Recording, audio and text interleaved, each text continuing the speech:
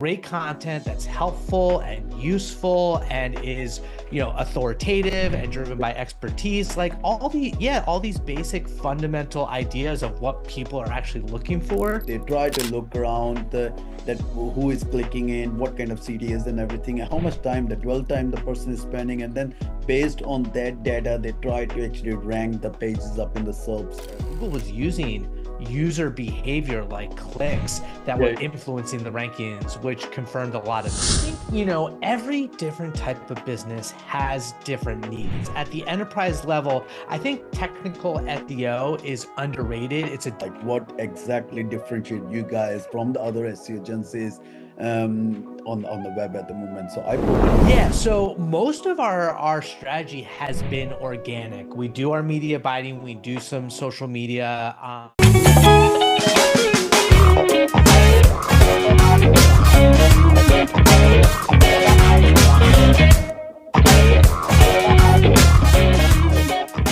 Hello and welcome to the Agency Growth Lab. I'm your host Rohin Dua, and today we are thrilled to have a very special guest joining us, Garrett Sussman from iPullRank, who is a renowned expert in digital marketing and SEO. So Garrett is here today to share his marketing insights and experiences with us. So welcome to the show, Garrett. How are you? I'm doing fantastic, Rosie. Thank you for having me, man. It's fun to talk about all this stuff. You and I, we geek out about all this marketing and SEO, and so I'm ready to kind of dive in and talk about where we're at in this wild world. Yeah. No. It's a privilege to have you on the show. I was talking on pretty much the same kind of topic other day with Nathan Gotch Academy. So yeah, and that was pretty interesting thing. So I think it's a spot on for the viewers as well who have watched that particular podcast, so they can actually know more from you, because iPullRank, it's kind of a big thing right now. You guys are doing pretty good. I was checking in your stuff, your profile. So yeah, it's pretty awesome. So yeah, Jared, really quickly, I mean, like Garrett, can you share a bit about your journey in SEO and digital marketing? I mean, like how did everything started? Because everything starts from a story, you know that. So yeah, how did Garrett get into this? Great question. So it's funny. Before we started, I was talking in the startup world, lived out in San Francisco, working for a graphic design marketplace, originally based in Melbourne, Australia, called 99 Designs, was doing customer support there and was always interested in the world of marketing. So I joined the marketing team, did some sales, and then found myself writing blog posts. And, this is very early on. They were doing a little bit of SEO marketing, product marketing. And then over the next few years, learning the ropes, joined a small online review SaaS startup called Great Us, where we started helping small businesses get online reviews. And that's how I got into local SEO. We started learning the value of online reviews in the local SEO space. They got bought by a private equity firm, so started doing social media, generalist, a little bit of everything. And then about 3 years ago, Mike King, Mr. Technical SEO, Mr. Generative AI, hit me up. He's like, "Hey, I need a demand generation manager. You want to join?" And that's when I joined the agency world. And what's interesting is I've been doing a lot of marketing for the agency to get our name out there, to attract enterprise level clients, working with a lot of big folks in e-commerce and financial services, and just kind of learning so much from Mike in the world of technical SEO. So it's been wild. Oh yeah. So specifically at iPullRank, you're looking after the entire marketing stuff, which includes all their different kind of like a media buying, even the funnels and even the content team as well. Yeah, so most of our strategy has been organic. We do our media buying, we do some social media, paid social media, but we try to really grow organically and build our presence through kind of Mike's persona, and then I've been doing a lot more myself as well, as kind of very much a visible face of the company. Oh yeah, no, that's exactly I was going to ask. Like, what exactly differentiate you guys from the other SEO agencies on the web at the moment? So iPullRank has got a pretty good name. You guys been pumping out really good, awesome content as well. So what really differentiate? You reckon that what's the kind of a USP you guys have got, which is something you feel it at the personal level missing in most of the other agencies? Well, I think, every different type of business has different needs. At the enterprise level, I think technical SEO is underrated. It's a differentiator. And when it comes to knowing the ins and outs of what it takes to rank, Mike excels there. He has a great relationship with Rand Fishkin. Actually, a couple months ago, Rand reached out with when there was the massive Google algorithm leak. Yep. And so what Mike did is he went into the documentation and Yes. broke down all of the different features to kind of be able to speculate, based on Google's patents and an understanding of how Google operates as a search engine, what value we can take out of that to really use content engineering and build our content so it has the best chance of ranking, taking into consideration Yep. relevance, authority, and user experience. All So right. being able to understand that holistically and the value that it plays in business, I think is critical. And at an enterprise level, being able to educate C-suite members and help them understand the value of SEO and all these different marketing channels Yep. is really important and not easy. Yeah, yeah.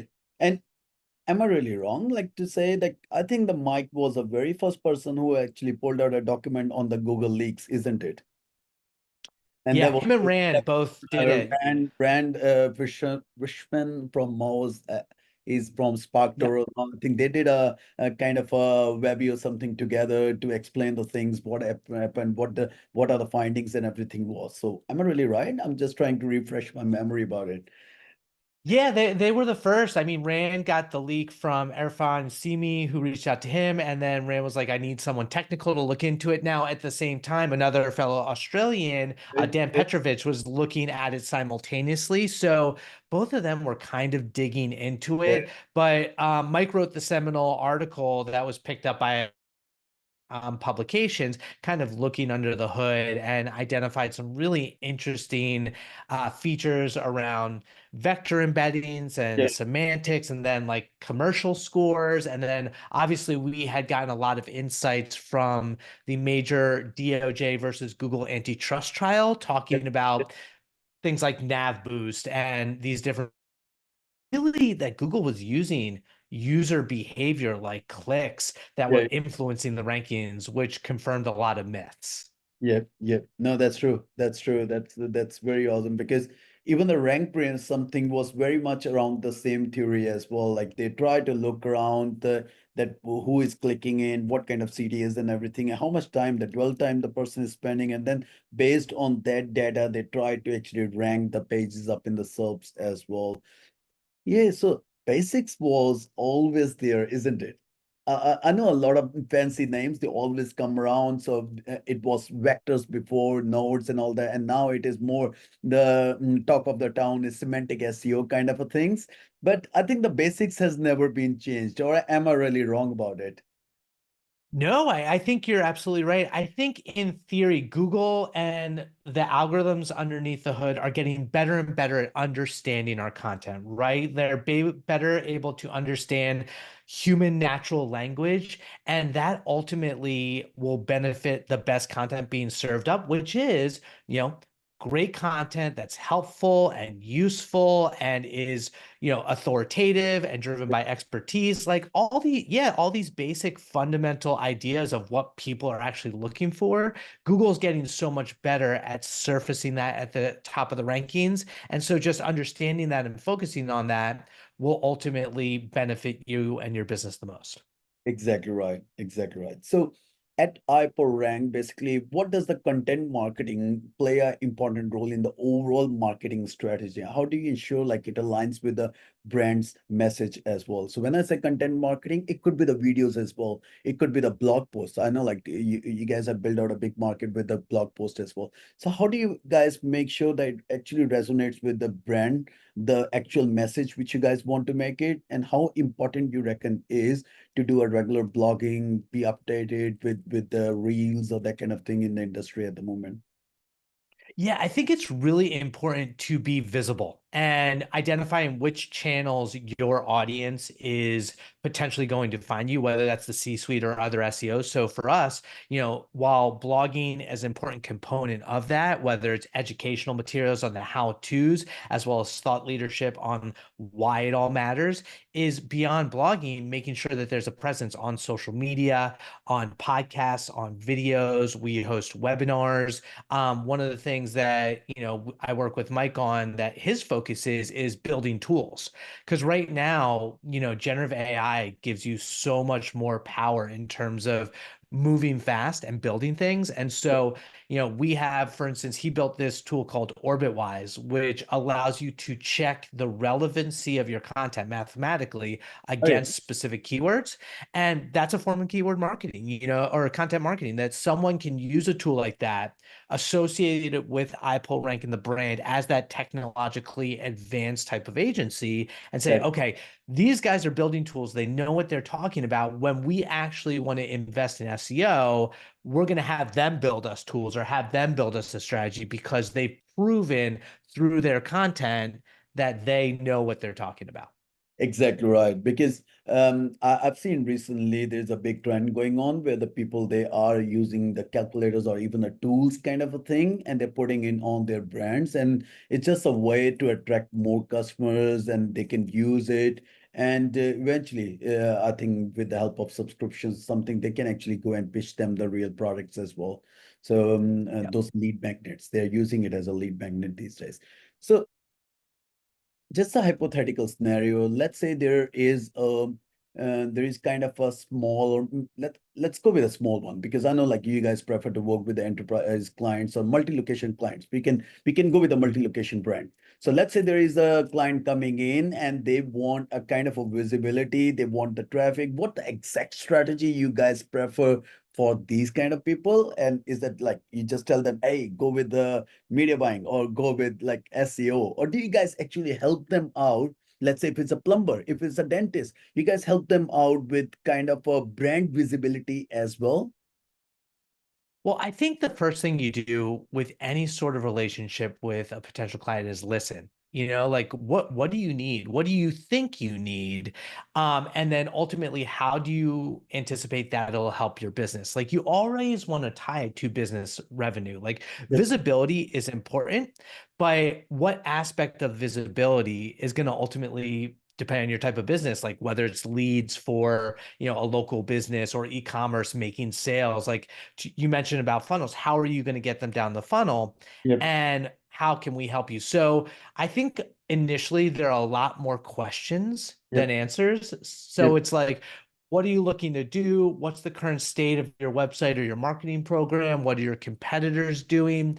How can we help you by analyzing and investigating and researching all of that before we are prescriptive? What are going to be the quick wins? What is going to be the longer term strategy? And what channels make sense? I mean, SEO doesn't work for every channel. It does work for almost every enterprise level, almost every, not everybody, but for the most part, that is typically a valuable play in terms of what's going to get you the most result on your investment in the long term. Yep. Because we're also in a really weird space where SEO and generative AI and LLMs, ChatGPT, and all that is changing consumer behavior.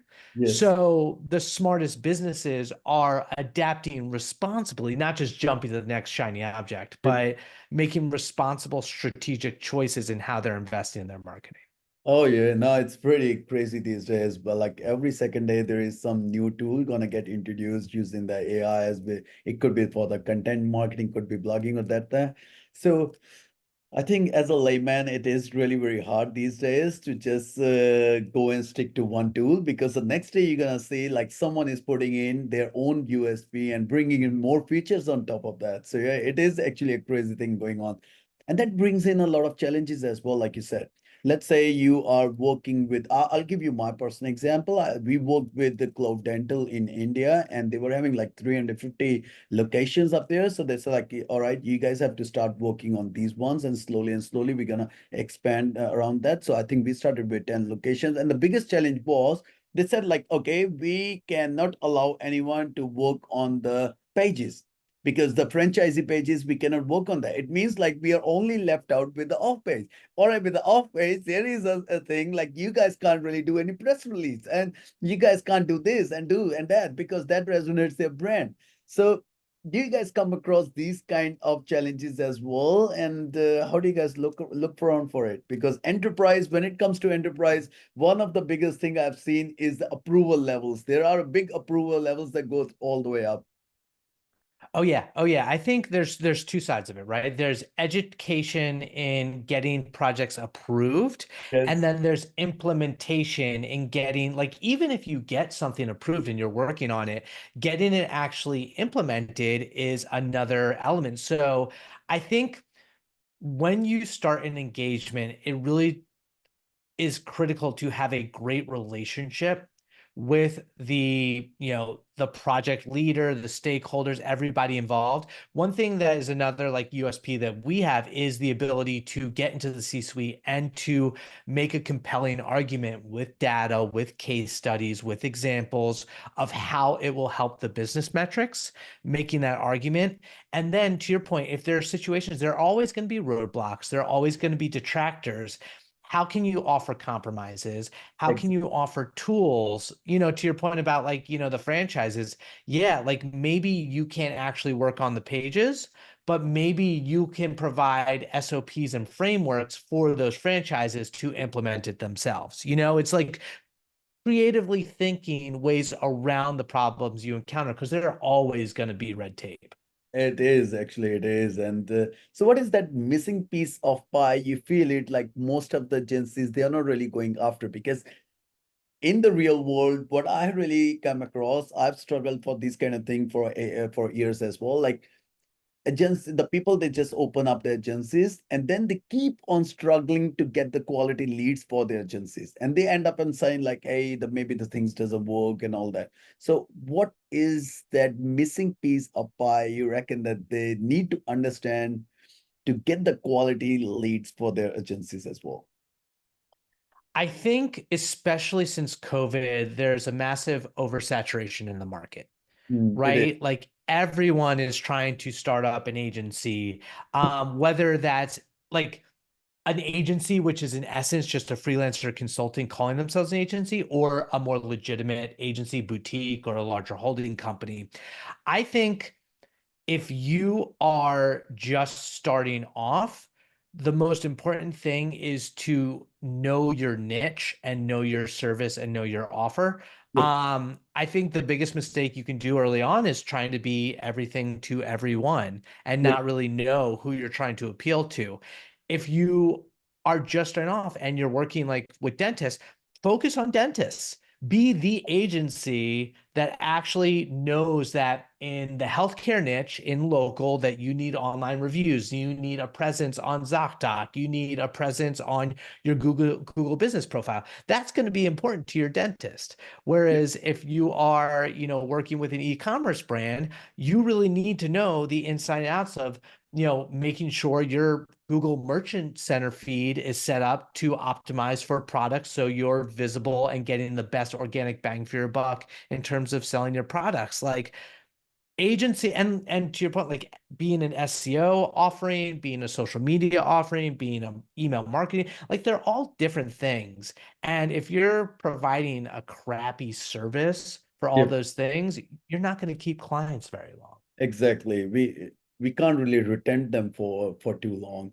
What do you personally prefer at your personal level? Do you prefer to actually work and if Jared could get a chance to open up another big agency, I mean, like what the personal preference would be? Would that be a niche-based agency, like could be for lawyers, dentists, and all that, or it could be the general one where you can just say yes to everyone? Because in the real world, it is very hard to say no to everyone who is coming in with a project, and you say, oh, no, I can work with you because I only work with the lawyers. You know what I mean? So what Yes. your preference is like? That's a hard question because I think every type of niche has its pros and cons. Like the larger the enterprise, you might get more budget to be able to explore any sort of creative ideas. Like the smaller the business, the less the bigger the risk in terms of budget, and so they don't typically feel comfortable providing as much, but unless it's like a lucrative industry with like legal or financials, which might be a more boring industry, but it might be lucrative financially. I think for me right now, while I think the bubble will pop, I think AI is really interesting, but everyone's doing that. I That's think yeah. being able to create really interesting, cool things with AI is fun. Um, but I don't know how sustainable that'll be. Like Oh, I don't think that's the most responsible direction to go in. exactly. There are two type of people. What I've seen, the one is there who gonna say, "I oh, all right." The one Congratulations. congratulations. So one is there who gonna say the AI content is shit. It does not really make any sense at all. It's like stupid kind of a content. But on the other hand, there are people who are actually making a good out of the AI content. They use it as a factual things and try to pull it on. So what do you reckon is those kind of a missing components, which a best content would be having if we are getting it generated via AI? Of course, there could be the thing like maybe you're gonna say it has to be humanized, but humanized could be the second thing. But what's your thoughts about that? Yeah, no, I'm with you on the second. I think that right now we are at an early-ish consumer level stage of AI tools. I Oh, don't think they're as good as they're going to be in the next 12 months, 2 years, 5 years. Like, I yeah. think they're inevitably going to get better, and they're inevitably going to get significantly better. I look currently at AI tools like ChatGPT in the same way I look at Photoshop, where it's a tool, right? Like it's not a click button where it does it for you, but if you are a creative, um, intelligent person, you can do amazing things with these tools.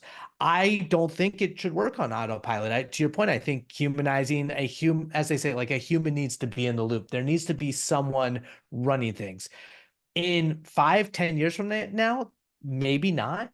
But I think it's critical whether you're an agency, whether you're an in-house marketer, whether you're, a human, is to not be scared of these tools, to learn them, to try them out, to understand how the potential and how they work so Mhm. that 10 years down the line, you're not left in the dust when they do inevitably become like a critical skill that every knowledge worker needs to have. Exactly, exactly. Because it's kind of a lot of noise around, especially after this AI tools like AI videos are coming in, the carousels are getting created, and then the content is like pretty much everywhere. And I guess the people that take a lazy approach as well, like they just feel it like it is more easy to run the tool, like feed it like thousands of articles within a week on the blog, and then it eventually burn their crawl rate and that kind of things because Google's pretty smart about that.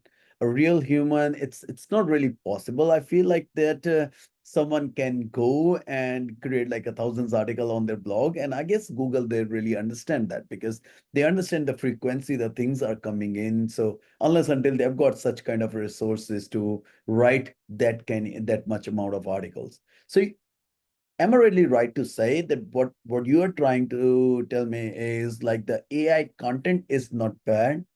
It's probably the way we are using it.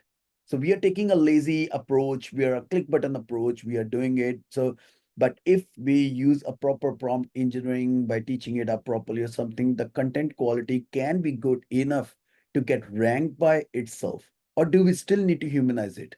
So there are two different questions. So do we still need to humanize it, or we can even go without humanize that content as well?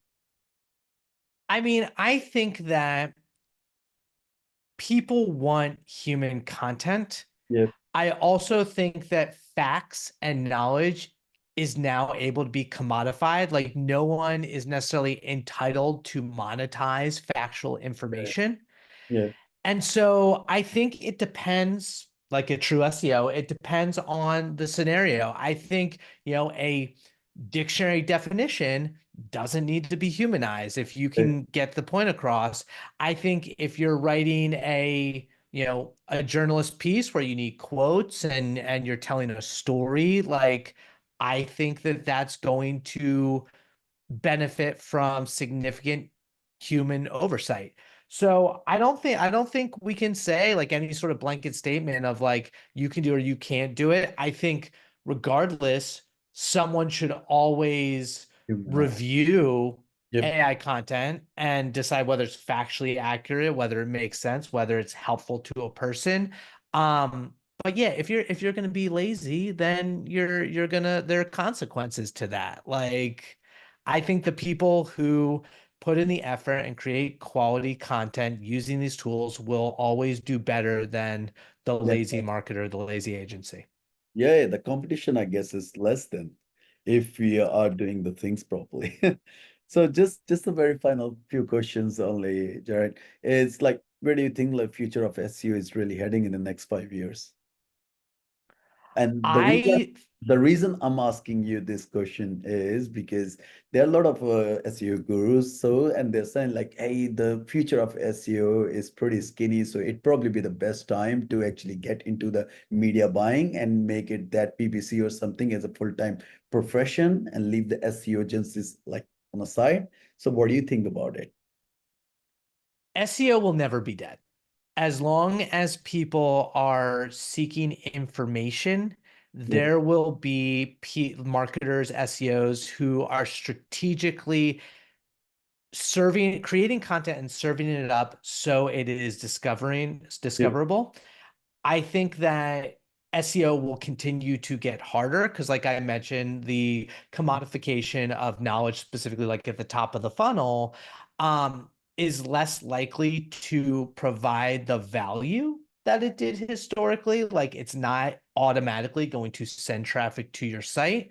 yep, But so the competition is going to continue to run down funnel. I think brand is going to continue to become more and more important yep, in terms of how people understand you in other channels and go and try and find you, yep, and making sure that your content, your brand information about your business is discoverable on either Google as it exists today or whatever these LLMs look like. I do think eventually search behavior, consumer behavior will change. We're not always going to go straight to Google for our information. We might see more ChatGPT, but I don't know if that's going to be in a year's time, in 5 years' time. yep, People are lazy and they don't like change. yep. And so it's not like we're going to wake up tomorrow and everyone's going to start using Bing. Like that's not going to happen. No, it is not going to happen, I guess. Like Google still has got a big market share, and the thing's gonna be that way.